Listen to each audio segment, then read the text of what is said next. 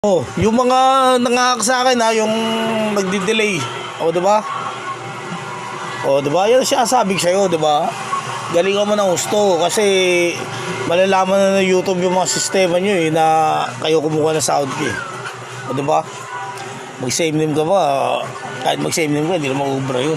Mukha ako naman tong nakikita na YouTube. O, di ba? Kaya iyak mo nang iyak. Ayos yan. O, diba? Kasi yung mga trabaho nyo kasi ayusin nyo para hindi kayo napupunan ng ibang tao. O, diba? Hindi puro hangin ng ulo diba?